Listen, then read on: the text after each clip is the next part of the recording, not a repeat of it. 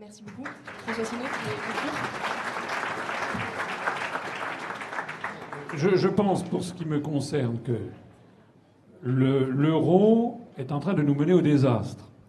Comme vient de le dire Jean-Michel Quatrepoint, l'euro sert les intérêts de l'Allemagne. Pourquoi ? Parce que l'euro, c'est une cote mal taillée entre 19 États qui font partie de l'euro.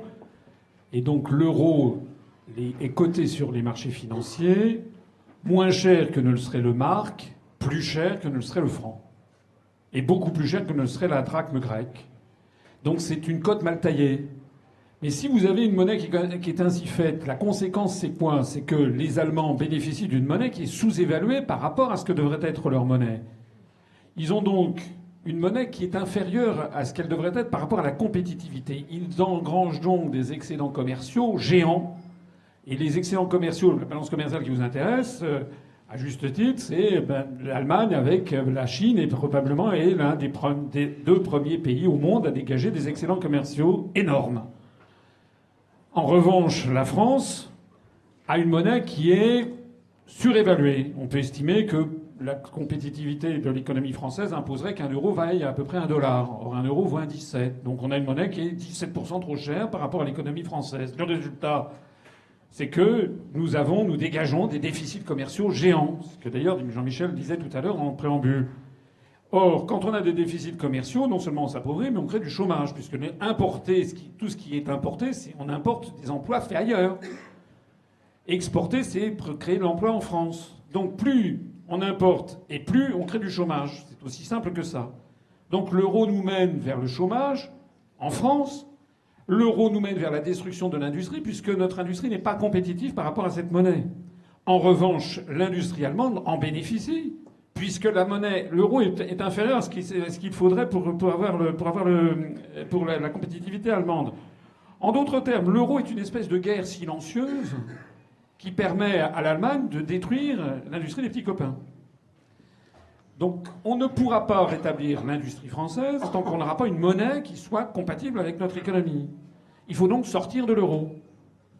La deuxième chose, c'est qu'on ne pourra pas rétablir l'industrie française si on continue à avoir une totale liberté des mouvements de capitaux. J'en parlais en préambule, je le redis maintenant, puisque n'importe quelle entreprise peut aller créer son usine au Bangladesh, en Chine, au Vietnam, n'importe où, en Slovaquie, bénéficier de salaires, de charges sociales, de charges environnementales extrêmement basses par rapport à ce que c'est en France. Et si même une entreprise ne voulait pas le faire, moi ça m'énerve un petit peu les trucs style Made in France, etc. Parce que je ne comprends pas d'ailleurs, quelqu'un comme M. Montebourg se moque du monde. On ne peut pas à la fois vanter le Made in France et participer à un gouvernement qui met tout en œuvre pour détruire le Made in France. Parce que c'est très gentil de dire qu'il faut du patriotisme économique, mais il y a aussi des limites à la folie. Si une entreprise, par exemple, bec et ongles résiste et veut rester en France, elle va se faire détruire par les autres entreprises qui iront se délocaliser. Et d'ailleurs, ce n'est pas forcément des entreprises françaises, puisque nous sommes dans un marché unique européen, donc on peut très bien avoir des industries, je sais pas quoi, allemandes ou slovaques, qui vont se délocaliser en Chine et nous vendre des produits fabriqués en Chine. On ne pourra donc pas sauver l'industrie française tant qu'on restera sous l'empire de l'article 63 du traité sur le fonctionnement de l'Union européenne qui autorise la totale liberté des mouvements de capitaux. Par ailleurs, un pays, c'est vrai que les choses sont de longue haleine, c'est vrai qu'on a perdu beaucoup. Mais, moi je me rappelle, je reviens encore à la Chine, être allé en Chine la première fois en 1988. J'étais en touriste. La Chine en 1988, c'était un pays du tiers-monde. Il suffisait déjà à Pékin, il n'y avait pratiquement pas de voiture, il n'y avait que des vélos. Mais quand on allait à Datong, comme c'est à 300 km en Mongolie intérieure, on avait l'impression ils n'avaient pas vu de blanc depuis jamais vu de blanc. Voilà, ils regardaient comme ça, on avait des foules hébétées. C'était un pays qui était d'une pauvreté noire.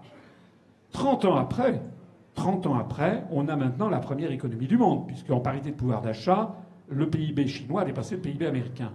Et on a maintenant un pays qui est en plus qu'en décollage économique. C'est un pays qui est en train de devenir l'usine du monde, le financier du monde, le laboratoire de recherche du monde, etc. Et ceci en 30 ans. Et pourquoi ?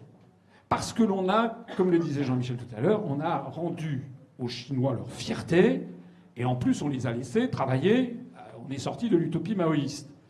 La base, c'est que l'économie n'est pas une science. Je ne cesse de le répéter, l'économie, ça n'a jamais été une science, c'est une science humaine. Le mot humain veut tout dire. Ça veut dire, si l'économie était une science, c'est-à-dire une science dure, comme la mathématique, la physique, etc., toutes les prévisions économiques seraient respectées. Elles ne le sont jamais. Commencer par les prévisions du gouvernement. Donc ça veut dire que nous ne sommes pas dans une science exacte, on est dans une science humaine. Or, qui dit science humaine dit humain. C'est-à-dire que l'humain, l'homme, l'être humain en tant que tel, joue un rôle pivot dans l'économie. Pourquoi est-ce que la France des années 60, la France des Trente Glorieuses, a été la France des Trente Glorieuses? C'est d'abord et avant tout parce que les Français croyaient dans l'avenir. Sous De Gaulle, dans les années 60, on a d'un seul coup un pays qui se développe dans tous azimuts. Pourquoi? Parce que la France, elle avait des projets industriels. Elle avait la Caravelle, elle avait le paquebot France, elle avait le Concorde, elle avait la force du frappe nucléaire, elle avait le Cocorico, elle avait De Gaulle disait des Américains, il faut les regarder droit dans les yeux et finissent par s'y faire. Les Français, elle se disait, mais je suis fier d'être Français. Et donc, quand vous êtes fier de votre pays, ben, vous incitez vos enfants à travailler. Vous avez envie d'économiser de l'argent, vous avez envie d'investir parce que vous croyez que le futur sera mieux, sera plus beau.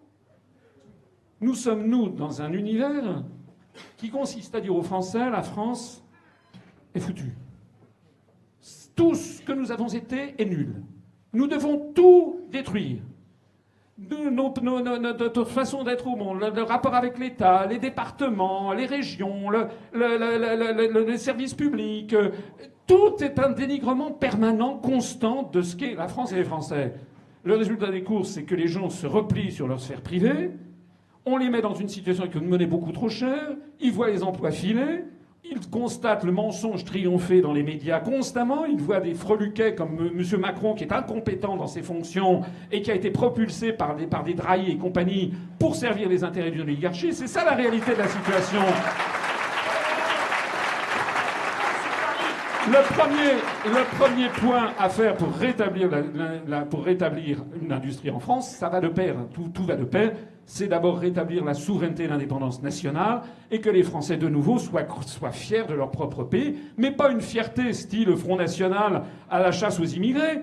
C'est pas de ça qu'il s'agit. Il s'agit de rétablir la France, la grande France, celle qui a été la France de la Révolution française, celle qui, quand on va voir le président chinois Chiang Zemin, il dit « Vous êtes le digne représentant du général de Gaulle ». C'est ce pays-là que le reste du monde attend. C'est cela qui fera qu'on rétablira l'industrie en France.